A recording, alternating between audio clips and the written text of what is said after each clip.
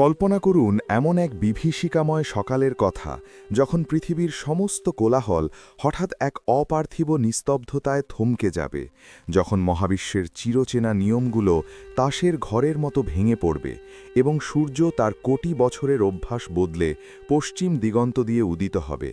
আপনি কি জানেন সেই মুহূর্তটির ভয়াবহতা কতটা চরম হবে যখন মহান আল্লাহ তওবার দরজা চিরতরে বন্ধ করে দেবেন এবং পৃথিবী এক অদ্ভুত ও অলৌকিক সত্তার মুখোমুখি হবে, যার কথা পবিত্র কুরআনে ১৪০০ বছর আগেই বলে দেওয়া হয়েছে?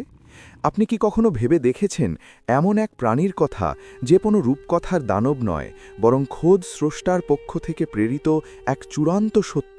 যে আপনার চোখের সামনে এসে আপনার ঈমানের সার্টিফিকেট দিয়ে দেবে এবং যার সাথে কথা বলার পর আপনার আর পালানোর কোনো পথ থাকবে না? এই সেই দাব্বাতুল আর্দ বা ভূগর্ভস্থ এক রহস্যময় প্রাণী, যার আগমনের খবর শুনলে শরীরের লোম খাড়া হয়ে যায় এবং মানুষের মনে প্রশ্ন জাগে যে এটি আসলে দেখতে কেমন, কোত্থেকে আসবে এবং কেনই বা এটি মানুষের সাথে কথা বলবে। সেই মহাপ্রলয় বা কিয়ামতের চূড়ান্ত 10টি বড় নিদর্শনের মধ্যে এই প্রাণীটির আগমন এক বিশেষ স্থান দখল করে আছে, যা নিয়ে আজ আমরা এক রোমাঞ্চকর ও তাত্ত্বিক আলোচনায় ডুব দেব, যেখানে ঈমানি সত্যের সাথে মিশে আছে ভবিষ্যতের এক অমোঘ বাস্তবতা। ইসলামী আকিদা ও ঐতিহ্য অনুযায়ী দাব্বাতুল আর্দ কোনো কাল্পনিক অতিকথা নয়, বরং এটি মহান আল্লাহ এক অসীম কুদরত, যা কিয়ামতের একদম শেষ মুহূর্তে আত্মপ্রকাশ করবে, যখন পৃথিবী পাপে নিমজ্জিত হবে এবং মানুষ ভালো মন্দের পার্থক্য ভুলে যাবে। আর ঠিক সেই মাহেন্দ্রক্ষণেই সূরা আন নামলের ৮২ নম্বর আয়াতের সেই অমোঘ ঘোষণা বাস্তবায়িত হবে, যেখানে আল্লাহ বলছেন যে যখন তাদের উপর আযাবের প্রতিশ্রুতি পূর্ণ হবার সময় আসবে, তখন আমি মাটি থেকে এক প্রাণী বের করব যে মানুষের সাথে কথা বলবে, কারণ মানুষ আল্লাহ নিদর্শনাবলিতে বিশ্বাস করত না। এই একটি আয়াতেই লুকিয়ে আছে এক বিশাল রহস্য, যা মুমিনদের অন্তরে ভয় এবং বিস্ময় জাগায়। কারণ এই প্রাণীটির আগমন মানেই হল পৃথিবীর সময় শেষ হয়ে আসা এবং মহাপ্রলয়ের দামামা বেজে ওঠা। হাদিস ও তাফসীর শাস্ত্রের গভীরে গেলে আমরা দেখতে পাই যে এই দাব্বাতুল আর্দ কোনো সাধারণ জীব নয়, বরং এটি একটি অলৌকিক সৃষ্টি, যার আগমনের প্রেক্ষাপট হবে অত্যন্ত সংবেদনশীল, কারণ তখন পশ্চিম আকাশে সূর্য ওঠার মাধ্যমে মানুষের তওবা করার সুযোগ শেষ হয়ে যাবে এবং পৃথিবীর ইতিহাসে এক নতুন ও চূড়ান্ত অধ্যায়ের সূচনা হবে। তাফসিরে ইবনে কাসির সহ বিভিন্ন প্রামাণ্য গ্রন্থে উল্লেখ করা হয়েছে যে এই প্রাণীটি যখন বের হবে, তখন তার হাতে থাকবে হজরত মুসা আলাইহিসসালামের সেই অলৌকিক লাঠি এবং হজরত সুলাইমান আলাইহিসসালামের সেই মহিমান্বিত আংটি, যা দিয়ে সে এক মুহূর্তেই মুমিন ও কাফিরের মধ্যে পার্থক্য করে দেবে, এবং এটি হবে পৃথিবীর ইতিহাসে সবচেয়ে বড় শনাক্তকরণ প্রক্রিয়া। মুসা আলাইহিসসালামের লাঠি দিয়ে সে যখন কোনো মুমিনের কপালে স্পর্শ করবে, তখন তার চেহারা নূরের জ্যোতিতে উজ্জ্বল হয়ে উঠবে, এবং সুলাইমান আলাইহিসসালামের আংটি দিয়ে যখন কাফিরের নাকে বা কপালে সিল মেরে দেবে, তখন তার চেহারা নিকষ কালো অন্ধকারে ছেয়ে যাবে, যার ফলে বাজারে বা রাস্তায় মানুষ যখন একে অপরের সাথে কথা বলবে, তখন সহজেই বুঝতে পারবে কে জান্নাতি আর কে জাহান্নামী, এবং এই বিভাজনটি হবে অপরিবর্তনীয়।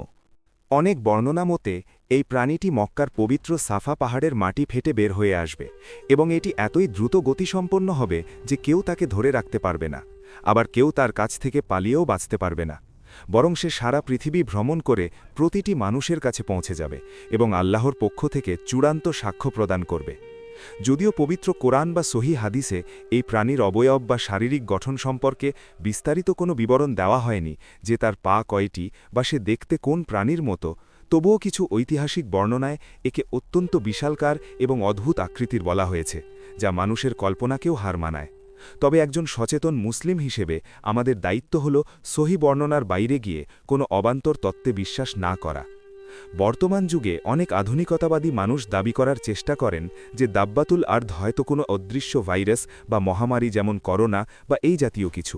কিন্তু এই ধারণাটি সম্পূর্ণ ভুল এবং ইসলামী আকিদার পরিপন্থী, কারণ হাদিসের সুস্পষ্ট বর্ণনা অনুযায়ী এটি হবে একটি সশরীরে উপস্থিত প্রাণী, যে মানুষের সাথে মানুষের ভাষায় স্পষ্টভাবে কথা বলবে এবং যাকে পৃথিবীর সব প্রান্তের মানুষ দেখতে পাবে।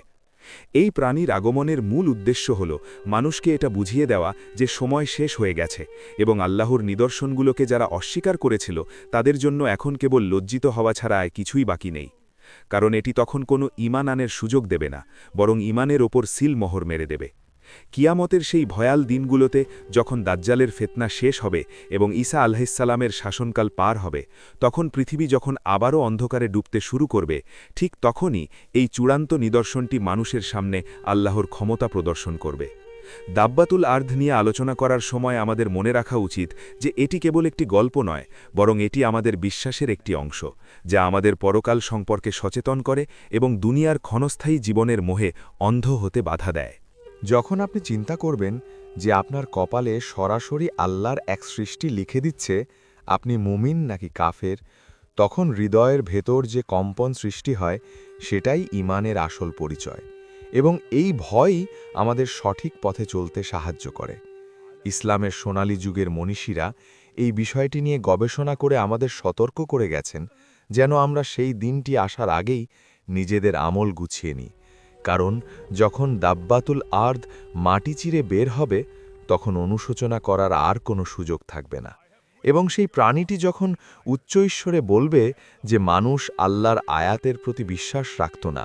তখন অবিশ্বাসীদের মাথা অপমানে নুয়ে পড়বে। এই ঘটনাটি মূলত তৌহিদের এক বিশাল প্রমাণ এবং আল্লাহর সার্বভৌমত্বের এক অনন্য নিদর্শন, যা কিয়ামতের প্রাক্কালে মানবজাতিকে এক চরম সত্যের মুখোমুখি দাঁড় করিয়ে দেবে, যেখানে মিথ্যার কোনো স্থান থাকবে না এবং সত্য তার স্বমহিমায় ভাস্বর হয়ে উঠবে।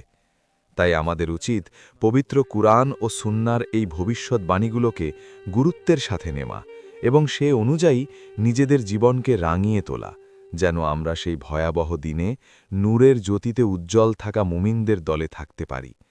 পরিশেষে বলা যায় যে দাব্বাতুল আর্দ বা পৃথিবীর সেই অদ্ভুত প্রাণীটি হল কিয়ামতের সেই ঘণ্টা, যা বাজার আগেই আমাদের অন্তরে সতর্কবাণী পৌঁছে দিচ্ছে, এবং এটি আল্লাহর পক্ষ থেকে এক মহান করুণা যে তিনি আমাদের আগেই জানিয়ে দিয়েছেন কি ঘটতে চলেছে, যেন আমরা পথভ্রষ্ট না হই। সেই রহস্যময় প্রাণীটির আগমন অতি নিকটে কিনা তা একমাত্র আল্লাহই ভালো জানেন, কিন্তু তার জন্য আমাদের প্রস্তুতি থাকা জরুরি, কারণ শেষ জামানার ফিতনাগুলো একে একে আমাদের গ্রাস করতে আসছে, এবং এমতাবস্থায় কেবল কুরআন ও সুন্নাহর সঠিক জ্ঞানই আমাদের মুক্তি দিতে পারে। আসুন আমরা সেই দিনের কথা স্মরণে রেখে নিজেদের চরিত্র ও ঈমানকে সংশোধন করি এবং মহান আল্লাহর কাছে প্রার্থনা করি যেন তিনি আমাদের কিয়ামতের সেই কঠিন পরীক্ষাগুলো থেকে রক্ষা করেন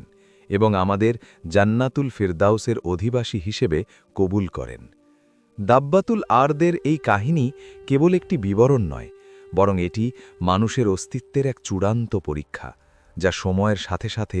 আরও প্রাসঙ্গিক হয়ে উঠছে এবং আমাদের মনে করিয়ে দিচ্ছে যে এই মহাবিশ্বের একজন মহান নিয়ন্ত্রক আছেন, যিনি সবকিছুর ওপর ক্ষমতাবান এবং যার সিদ্ধান্তই চূড়ান্ত। প্রতিটি রাত পোহানোর পর যখন আমরা নতুন সূর্য দেখি, তখন আমাদের কৃতজ্ঞ হওয়া উচিত যে আজও সূর্য পূর্ব দিকে উঠেছে এবং তওবার দরজা আমাদের জন্য খোলা আছে। কারণ যেদিন সূর্য তার পথ বদলাবে এবং দাব্বাতুল আর্দ ভূমি চিরে বেরিয়ে আসবে, সেদিন আর কোনো ইবাদত বা প্রার্থনা কাজে আসবে না। সেই দিনটি আসার আগেই আসুন আমরা মহান রবের দিকে ফিরে যাই এবং তার অসীম দয়া ও ক্ষমার চাদরে নিজেদের আবৃত করি, যেন কিয়ামতের সেই কঠিন সফরে আমরা পথ হারিয়ে না ফেলি। এই অলৌকিক প্রাণীটির কথা আমাদের শেখায় যে দৃশ্যমান জগতের বাইরেও আল্লাহর এক বিশাল জগৎ রয়েছে এবং বৈজ্ঞানিক ব্যাখ্যার ঊর্ধ্বে গিয়েও অনেক কিছু ঘটার ক্ষমতা রাখে স্রষ্টার এক ইশারায়। তাই আসুন আমরা বিশ্বাসের মজবুত রশি ধরে থাকি এবং শেষ জামানার এই সত্য ঘটনা থেকে শিক্ষা নিয়ে নিজেদের পরকালীন জীবনের পাথেও সংগ্রহ করি, কারণ সময় দ্রুত বয়ে যাচ্ছে এবং আমরা প্রতিটি মুহূর্ত সেই চরম সত্যের দিকে ধাবিত হচ্ছি, যা থেকে পালানোর কোনো উপায় কারও নেই।